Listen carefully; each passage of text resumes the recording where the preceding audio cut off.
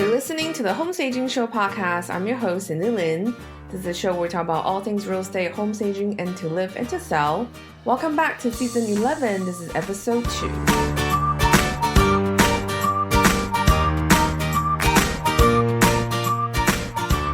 Welcome back to another episode of the Home Staging Show. So as I explained the last episode, I'm going to be going through as many listeners' questions as I can. If you still want to submit yours, just go to our blog, stagemore.com/blog.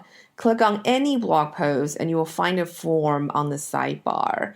Or go to the latest show notes as well. There's a form that you can fill out to ask me any questions about home staging or your home staging business. I'm also going to be doing live streams as well on Instagram and Facebook simultaneously while I answer these questions. And if you follow us on Facebook and Instagram, the system will actually notify you when I go live. So that would be a really good way to catch me. So here is the question today. So I did my first home staging consultation. It was on a vacant home.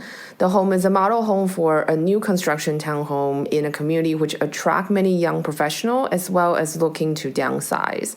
I did not want to say no to a business opportunity. However, since I'm just starting out, I do not have any inventory.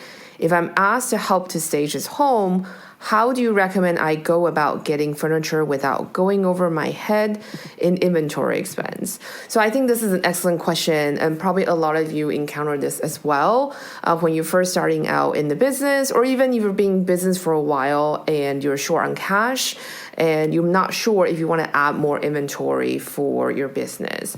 So one of the things I would really recommend is to get a deposit. So how we used to run our home staging job is that when the client has agreed to our proposal, they will sign a contract saying that they will pay 50% of the deposit, which is non-refundable. And once that is received, usually that's when I go shopping if I want to buy new inventory. The other thing too is that when I first started staging, I was really hesitant in going to vacant home staging. I really just want to do occupied staging because simply I didn't want to have the overhead and also like having to deal with inventory and storage and all that and moving as well. Or also just do consultations. Unfortunately, all the projects I got called for were all vacant home staging jobs. So it was an immediate decision to purchase inventory. I was really hesitant. I was at the store. I was really hesitant in buying things. My mom was with me at a time, and so she was just like, look, this is a tool for your business, so it's really important for you to invest in tools because these are the things that are going to help you make money. So that was a really good business lesson for me because ever since that, I really start looking at my inventory as tools to make me money for my business. But with that said, that doesn't mean you go out and buy everything under the sun because that would be bad. And we don't have unlimited resources, time, and money. So one of the suggestions I would have is to look at what type of jobs that you're booking.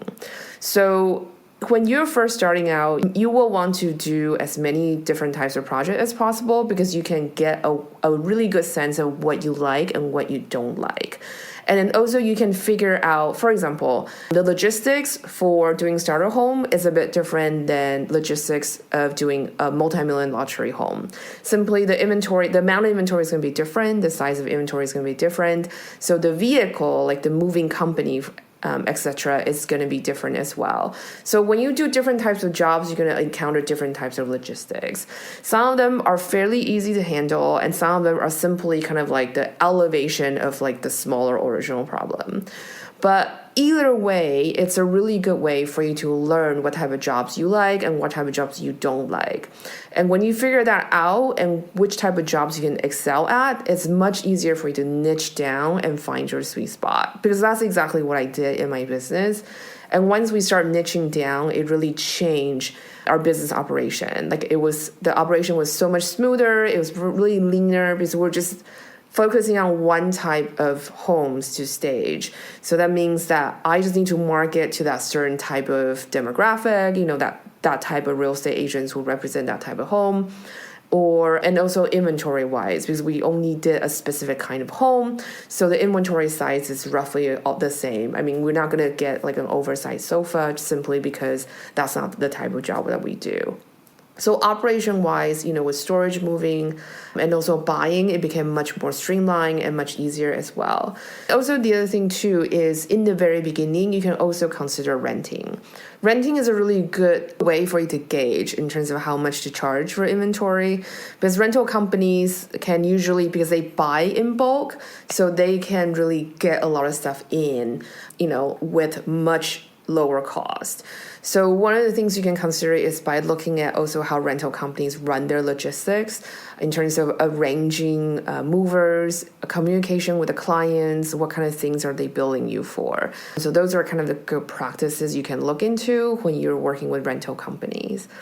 The other thing to think about inventory is to think outside the box. When I first started building my business, I actually shop a lot at thrift stores. I also created my own artwork and stuff like that. Those kind of things, those are kind of creative outside the box things, can really help you save money on buying inventory.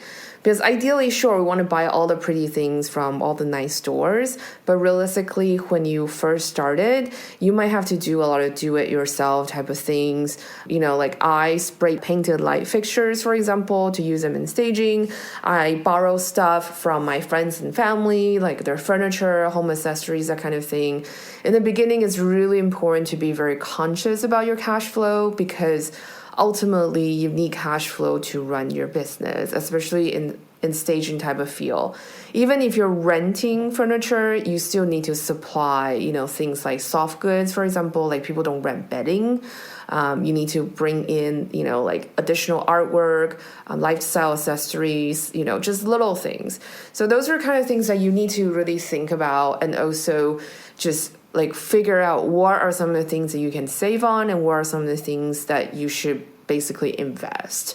I would say that usually when I buy furniture, I buy something that's very simple and streamlined, and I really use accessories to punch up the space. Accessories and artwork is really important in terms of layering to create that luxury feel or textures. The other big point is that you want to buy things that don't look cheap, or they're going to photograph looking very cheap. So I usually invest in higher quality of silk flowers, for example, because those are kind of things that will really add on to the overall feel and atmosphere that you're trying to build as a stager. Because ultimately we are selling a lifestyle. We're selling a aspirational lifestyle that the buyers can buy into. So it's really, really important to think about in terms of inventory choices. And then the other thing, the most common mistake that I see home stagers make is that they overbuy, or they buy the wrong things that don't necessarily work with their inventory or work with their business. And a lot of it has to do with sales, actually, because a lot of times when people see sales, they're like, ooh, like 60% off. It's like saving money. But the other thing you have to think about is that if you bought something, even though you saved 60%, and it's on sale. But the thing is, if it sits in a warehouse, it's going to take up space, so you can't get other inventory in. If it doesn't go out make you money, then it's kind of a waste of space. So I think it's really important to think about what type of inventory you're going to purchase for your home staging jobs. How much mileage can you get out of it each piece? Of course, some of these things you're not going to know right off the bat. It's going to take some experiment. But ultimately, you really have to be careful in terms of inventory spending. And this is also why I really strongly encourage you to not get into credit card debt when it comes to buying inventory. Because that's one of the most common mistakes that I see home stagers make. And I don't want you to make the same mistake. All right, so that's today's mini episode, quick Q&A for this question. And also, the other thing that people have been asking about is our anniversary giveaway. So last year, we did a really great anniversary giveaway specifically for stagers. We gave away courses and also cool tools that I think is very beneficial, at least when I ran my home staging business. So our anniversary is going to be at the end of the month on February 28th. And so make sure you're going to check back to our website to join in on the giveaway. All right, have a great day, guys. Bye.